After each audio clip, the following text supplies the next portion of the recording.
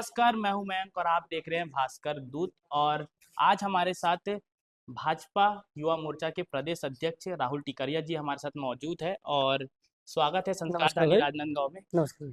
आ, सबसे पहला सवाल आपसे ये है कि प्रदेश के अन्य जिलों में युवा मोर्चा के जिले का गठन, जिला बॉडी का गठन कर दिया गया है, लेकिन अभी राजनांदगांव में जिला बॉडी का गठन बाकी है। और बहुत से युवाओं में कंफ्यूजन का विषय ये है कि एज क्राइटेरिया क्या होने वाली है।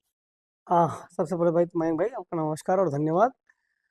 और आपको बता दूं कि युवा मोर्चा में किसी भी प्रकार से एज को लेकर कोई कंफ्यूजन नहीं है। पहले ही क्लियर है कि अंडर 35 के ही पदाधिकारी बनेंगे। और रही बात जिला अध्यक्ष का विषय है, तो 33 साल मैक्सिमम।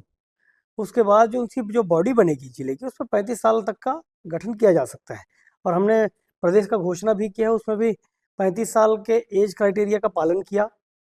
मेरे खुद के अध्यक्ष बनने में 33 का जिस प्रकार से मैं बना, उसके बाद मेरी बॉडी की जो पूरी संरचना है, महामंत्री से लेके उपाध्यक्ष, मंत्री, उसके बाद पूरे सेल हैं, उसके अलावा कार्य समिति और विशेष आमंत्रित, सभी में 35 का एज क्राइटेरिया पालन किया गया है। और रही बात कन्फ्यूज़न का विषय, तो मैं आपको क्लियर ये कर दूं कि अब तक हमने 23 संगठन जिलों का घोषणा कर दिया है, जिलाध्यक्ष और महामंत्रियों का। कई जगहों पर महामंत्रियों की भी घोषणा हुई है। और जो 13 जिला बचे हैं संगठन के रूप में, क्योंकि राजस्व जिला 33 है छत्तीसगढ़ में, और संगठनात्मक जिले हमारे भारतीय जनता पार्टी के दृष्टिकोण से 36 हैं। तो हमने 23 जिला अध्यक्षों की नियुक्ति कर दी है, उसमें कई जगह महामंत्रियों की भी नियुक्ति हुई है। और जो 13 जिले बचे हैं, उसमें कुछ समन्वय की कमी आई थी, समन्वय का विषय आया था, उसके चलते ये जो विषय है जिला अध्यक्ष का, वो नांदगांव का भी रुका हुआ है। नांदगांव के साथ साथ अन्य और 12 जिलों का भी रुका हुआ है। तो जल्द ये क्लियर किया जाएगा और समन्वय बैठाकर हम सारे 13 जिलों पे भी जिलाध्यक्ष की नियुक्ति कर देंगे। एक अध्यक्ष में किस तरीके के नेतृत्व की आप अपेक्षा करते हैं। देखिए, सबसे पहली बात तो किसी भी अध्यक्ष को बनाने के लिए या फिर युवा मोर्चा के पदाधिकारी बनाने के लिए हम सबसे पहले यही देखते हैं कि उसने पूर्व में भारतीय जनता पार्टी के लिए क्या किया, या फिर कई जगहों पे हमने विद्यार्थी परिषद के जो धारा से भी निकल कर आए हैं, चाहे पूर्णकालिक रहे या फिर उस कार्य का विद्यार्थी परिषद में वो जिला संयोजक रहे, विभाग संयोजक रहे, उनका भी एक प्रकार से हम नाम लेकर उनको भी एडजस्ट कर रहे हैं और उनको भी युवा मोर्चा में स्थान मिल रहा है। तो निसंदेह हमने 2 साल पूर्व जिस प्रकार से आता था ये, और एक प्रकार से भ्रष्टाचारी सरकार कांग्रेस की जो रही, उसको उखाड़ कर फेंका, और उस पर कई प्रकार के आंदोलन युवा मोर्चा के साथियों ने किया, उसको भी हम देख रहे हैं। और जो संघर्ष किए हुए साथी हैं, उनको भी स्थान मिल रहा है और ये प्राथमिकता में है। जी, पिछले कार्यकाल में राजनांदगांव जिले में जो है जिलाध्यक्ष के नेतृत्व में मोनू बहादुर सिंह जी थे। और कहीं न कहीं उनके नेतृत्व में राजनांदगांव जिले में विधानसभा चुनाव और नगरीय निकाय चुनाव में जो है बहुत ही अच्छी जीत हासिल हुई। लेकिन सवाल ये उठ रहे हैं कि ग्रामीण क्षेत्रों में जो है युवा मोर्चा की टीम कहीं न कहीं कमज़ोर पड़ जाती है, जिस कारण से उस क्षेत्र में विधानसभा के चुनाव में उनको हार का सामना करना पड़ रहा है। तो इसमें सबसे बड़ा सवाल ये उठ रहा है कि जिलाध्यक्ष हमेशा से शहर के ही लोगों को बनाया जाता है, ग्रामीण क्षेत्रों से मौका दिया ही नहीं जाता। तो इस विषय पर आपका क्या कहना है? नहीं, देखिए, ऐसा बिल्कुल भी नहीं है कि सिर्फ शहरी क्षेत्रों से बनाया जाता है।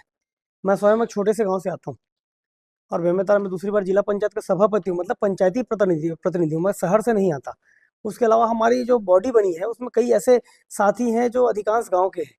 मैं आपको उदाहरण बताता हूँ, एक भीमा मड़कम हमारा प्रदेश उपाध्यक्ष बना है, वो सुकमा के बहुत अंदर बॉर्डर क्षेत्र से आता है और प्रदेश का उपाध्यक्ष है। तो ये भारतीय जनता पार्टी, यहाँ पर क्षमता देखा जाता है।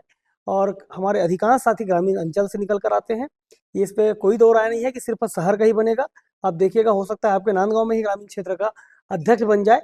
इसमें कोई अतिशयोक्ति नहीं है, क्योंकि अधिकांश जगहों पे ग्रामीण क्षेत्रों से बने हैं। मैं आपको बता दूं, गरियाबंद जिले में भी अंतिम छोर देवभोग से का एक गांव का व्यक्ति वहां पे जिला का अध्यक्ष बना है। तो निसंदेह और आप जो प्रकार से बात कर रहे हैं कि कुछ जगहों पे हम कमजोर हैं, तो आपके मीडिया के माध्यम से, आपके माध्यम से अगर मुझे जानकारी मिल रही है कि उन जगहों पे युवा मोर्चा कमजोर है, तो उन जगहों पर हम जाएंगे। और जैसे आपको बता दूं, आज ही आपके यहाँ पे नांदगांव के जरूर बैठे हैं, लेकिन डोंगरगांव का हमारा इन 3 महीने में दूसरा प्रवास था। तो लगातार हम प्रवास करके युवा मोर्चा को मजबूत करने का काम करेंगे। जी, लगातार प्रवास आपका चल रहा है। और जैसे अभी बस्तर जो है नक्सल मुक्त क्षेत्र हो गया है। तो उस और वो क्षेत्र जो है हमेशा से कांग्रेस का गढ़ रहा है। तो उन क्षेत्रों में कैसे आप अपने जो है युवा मोर्चा के गठन करेंगे और कैसे उस क्षेत्र के लोगों को जो है युवा मोर्चा में शामिल करेंगे? देखिए, हम लगातार युवा मोर्चा में वहाँ के युवा प्रभावित हैं, नरेंद्र मोदी जी के साथ जुड़े हैं, युवा मोर्चा के साथ जुड़ रहे हैं और हम अभी लगातार 5 दिन तक आवासीय प्रवास करके अलग-अलग ज़िलों पे हमने प्रवास किया और हमने देखा है कि बीजापुर के अंचल में भी, अंदर अंचलों में भी, सुकमा के अंदर अंचलों में भी भारी संख्या में युवा मोर्चा के साथियों ने हमारा स्वागत किया है। तो कहीं पर भी हम ये नहीं कह सकते कांग्रेस का गढ़ है। आप देखिए आज पूरा भाजपा का गढ़ है और पूर्व में भी लगातार 15 साल तक 5 साल का ही गैप हो उसके पहले भी डॉक्टर रमन सिंह जी को लगातार वहाँ से आशीर्वाद मिला, भारतीय जनता पार्टी को आशीर्वाद मिला। तो बस्तर की जो जनता है अब तो और भारतीय जनता पार्टी के प्रति अपना विश्वास दिखाएगी। युवा साथी निकल कर मुख्य धारा में आ रहे हैं क्योंकि वहाँ पर नक्सल के डर पे कई जगहों पर हम नहीं पहुँच पाते थे, कई जगह के युवा निकल कर नहीं आ पाते थे, लेकिन अब वो निकल कर भी आ रहे हैं और हम अंदर तक जा भी रहे हैं। तो निसंदेह युवा साथी युवा मोर्चा के साथ में जुड़ेंगे और कल ही आप बस्तर के विषय में बात कर रहे हैं, कल ही मेरा बस्तर फिर से दौरा है। प्रदेश में जो है युवा देखते जा रहे हैं कि लगातार जो है नशे की राह पे, अपराध की राह पे जा रहे हैं और कहीं ना कहीं इसका कारण जो है बेरोजगारी बताया जा रहा है। तो उन जो युवा है उनको आप मूल धारा में लाने के लिए आपके जो युवा मोर्चा की प्रदेश की जो टीम है, जिला की जो टीम है, वो किस तरीके से उन युवाओं को जो है मूल उसमें लाएंगे? देखिए, जिस प्रकार का नशा का विषय है, ये कोई आज का विषय नहीं है। नशा नशा चल ही आ रहा है और चल रहा है और ये कहना गलत है कि बढ़ रहा है। हाँ, मैं ये कह सकता हूँ कि नशा के खिलाफ में जो कार्रवाइयाँ हैं, हमारे गृह मंत्री विजय शर्मा जी के नेतृत्व में लगातार आप प्रदेश में देखेंगे, तो पूर्व की सरकार में सूखे नसों पर कोई भी कार्रवाई नहीं हुई थी। लेकिन 2 साल की सरकार में करीब 3000 ऐसे मामले दर्ज किए गए हैं जो सूखे नसों के खिलाफ में रहे और जगह-जगह पर रात-रात में जो चेकिंग चल रही है, जगह-जगह पर जो चेकिंग हो रही है, ये नशा के खिलाफ में ही हो रहा है और नशे को रोकने के लिए ही हो रहा है। और जिस प्रकार से आप कह रहे हैं कि उन पे बेरोज़गारी का विषय है, तो रोज़गार के लिए भी छत्तीसगढ़ की सरकार काम कर रही है। आप देखेंगे कि जब कांग्रेस की सरकार थी, तो ये वैकेंसी तो लाते नहीं थे। जो वैकेंसी लाए उस पर भ्रष्टाचार किया, चाहे पीएससी का विषय हो, चाहे पुलिस का विषय हो, चाहे यहाँ तक कि शिक्षा कर्मियों के साथ में इन्होंने जो धोखाधड़ी किया और उसके बाद उस धोखाधड़ी को सुधारने का काम भी अगर किसी ने किया तो वो भारतीय जनता पार्टी ने किया। आपको ध्यान में होगा जब उन्होंने अंतिम चुनाव के समय पे 5000 नियुक्तियां बांटी थी शिक्षा कर्मियों के लिए, उस पर करीब 3000 ऐसे शिक्षा कर्मियों सहायक शिक्षकों को उन्होंने नियुक्ति पत्र बांटी जो बीएड धारी थे। बल्कि उसमें डीएड शिक्षा कर्मियों को जिस प्रकार से कोर्ट का आदेश है उनको नियुक्ति देना था। लेकिन इनके गलतियों के चक्कर में करीब 3000 सहायक शिक्षक जो बीएड डिग्रीधारी थे, उनके भविष्य पर खतरा मंडरा गया था। सुप्रीम कोर्ट ने स्पष्ट निर्देश किया, हाई कोर्ट ने निर्देश किया कि उनको नौकरी से निकालना पड़ेगा और सुप्रीम कोर्ट का निर्देश हर किसी को मानना है। लेकिन संवेदनशील सरकार जो है विष्णुदेव साय जी की छत्तीसगढ़ में चल रही है और उन्होंने इन शिक्षा कर्मियों का समायोजन किया। जरूर उनकी नौकरी वहां से निकली लेकिन उनका समायोजन किया गया। उसके बाद डीएड जो शिक्षक जो वेटिंग में थे उनको नियुक्तियां दी गई, करीब 1300 उसमें रुके हुए हैं, उनकी भी नियुक्तियां बहुत जल्द की जाएगी। पीएससी का विषय था, पीएससी जो कि ब्यूरोक्रेसी का कोख माना जाता है, जी उस जी। कोख को इन्होंने खराब करने का काम किया था। उस पर आज ट्रांसपेरेंसी से परीक्षाएं हो रही हैं, निकल कर आ रही हैं। आप देखिए पुलिस का विषय आया, लगातार उसमें वैकेंसी निकली, उस पर भर्तियां चल रही हैं, कुछ विवाद भी चल रहे हैं। लेकिन ये संवेदनशील जो सरकार है, आप देखे होंगे कि गृह मंत्री जी छात्रों के साथ जमीन में बैठ के बातचीत करते हैं। ये हमारी संवेदनशील सरकार है। तो निसंदेह युवाओं के लिए बड़ा काम होने जा रहा है। मैं आपको बता दूं, 2 विदेशी दौरा करके विष्णुदेव साय जी जब आए तो करीब 14,000 का एमओयू करके आए। हाल में अहमदाबाद में, गुजरात में जब मीट होता है, बिजनेस मीट होता है, वहाँ पे करीब 65,000 करोड़ का एमओयू छत्तीसगढ़ के लिए होता है। तो जाहिर सी बात है जो भी उद्योग आएंगे, जो भी धंधे छत्तीसगढ़ में आएंगे, वो कहीं ना कहीं युवाओं के लिए रोजगार पैदा करेगा। और शिक्षाकर्मी का भी अभी प्रोसेस चल ही रहा है। तो निसंदेह हमारी सरकार 2 साल में कई प्रकार के युवाओं को रोजगार देने का काम प्रारंभ कर चुकी है और आने वाले 3 साल में ये तेजी से आप देखेंगे। लेकिन अभी कुछ दिनों पहले जो है विपक्ष द्वारा विधानसभा सत्र में मुद्दा भी उठाया जा रहा था बेरोजगारी भत्ता को लेकर। उनके कांग्रेस की सरकार में जो है बेरोजगारों को जो है एक बेरोजगारी भत्ता दिया जाता था, लेकिन भाजपा के सुशासन में इसे बंद कर दिया करके कहा जा रहा था। तो इस विषय पर क्या कहना है? देखिए, मैं आपको वही बताना चाह रहा हूँ, उनकी मंशा थी कि हम 5 साल नौकरी नहीं देंगे, वो बेरोजगारी भत्ता का लॉलीपॉप देते थे।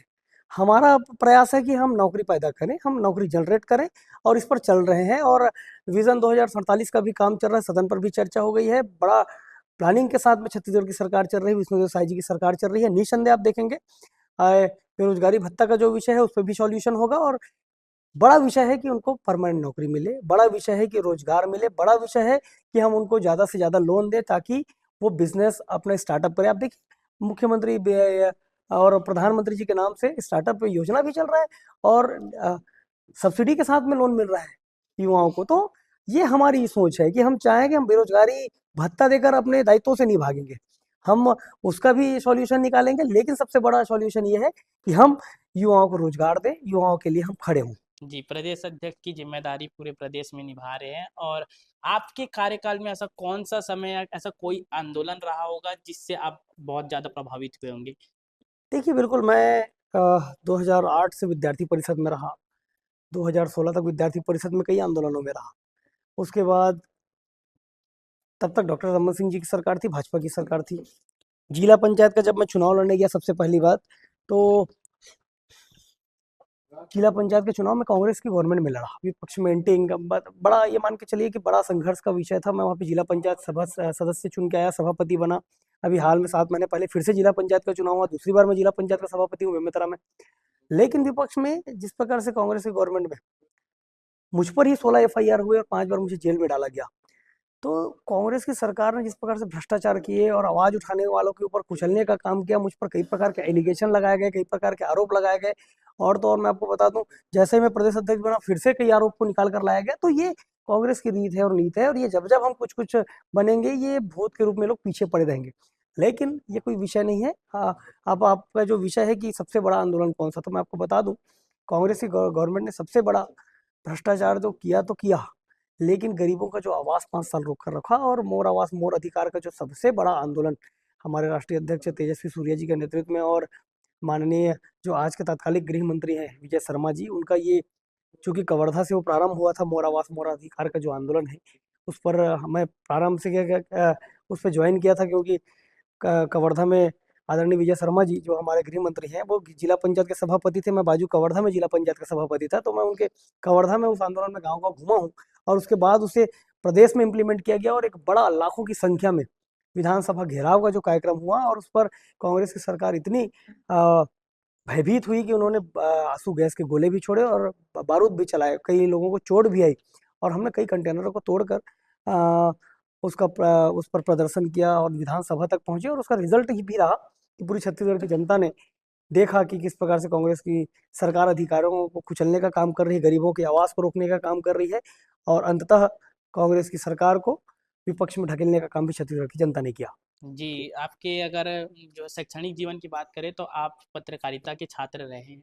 और पत्रकारिता के छात्र रहते हुए राजनीति में आज इतने बड़े पद में आप नेतृत्व कर रहे हैं, तो पत्रकारिता करने वाले छात्रों के लिए और युवा मोर्चा के जितने भी आपके राजनांदगांव में जितने भी युवा हैं उनके लिए क्या संदेश देना चाहेंगे? बिल्कुल भाई, मैं चूंकि संस्कारधानी राजनांदगांव में बैठा हूँ, और चूंकि आपका फ़ोन आया तो मुझे अच्छा लगा छोटा भाई, क्योंकि आप खुद पत्रकारिता के फर्स्ट ईयर के छात्र हो, और मैं पत्रकारिता में पोस्ट ग्रेजुएट भी किया हूँ, और पत्रकारिता में ही रहते रहते मैं चूंकि छात्र राजनीति में फुल फेस में आया। आपको ध्यान में होगा डॉक्टर रमन सिंह जी की सरकार में 3 साल के लिए छात्र संघ चुनाव ओपन किया गया था। हाँ। तो मुझे पत्रकारिता विश्वविद्यालय का प्रभारी बनाया गया था, और मैं वहाँ पे पोस्ट ग्रेजुएशन का छात्र था, जनसंपर्क का विद्यार्थी था।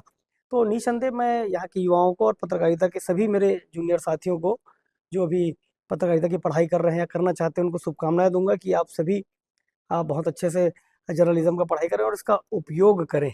और निसंदेह मैं पत्रकारिता का जब छात्र बना, उस पर पढ़ाई किया, तो मेरे लिए ये मैं अनुभव बता दूं कि मुझे मीडिया के साथियों के साथ बैठने में कभी झिझक नहीं होती, मुझे मीडिया माइक के सामने आने में कभी झिझक नहीं होती। ये एक बड़ा इम्प्लीमेंट छात्र जीवन में और जो पत्रकारिता का पढ़ाई करने से मुझे मिला है, और बेबाकी से अपनी बात को रखने का कहीं ना कहीं अगर मुझे ये तरीका आता है तो पत्रकारिता के जीवन से है, पत्रकारिता छात्र के जीवन से। हालांकि पढ़ाई मेरी एलएलबी की भी रही, मैं 4 और पोस्ट ग्रेजुएशन ले चुका हूँ, और मैं कॉमर्स का छात्र रहा, लेकिन मैंने पत्रकारिता में पोस्ट ग्रेजुएशन एक शौक से किया, और एक उसका फीडबैक भी बहुत अच्छा रहा। मैं सभी मेरे स्टूडेंट साथियों को शुभकामनाएं देता हूँ, और आपको उज्जवल भविष्य की कामना करता हूँ।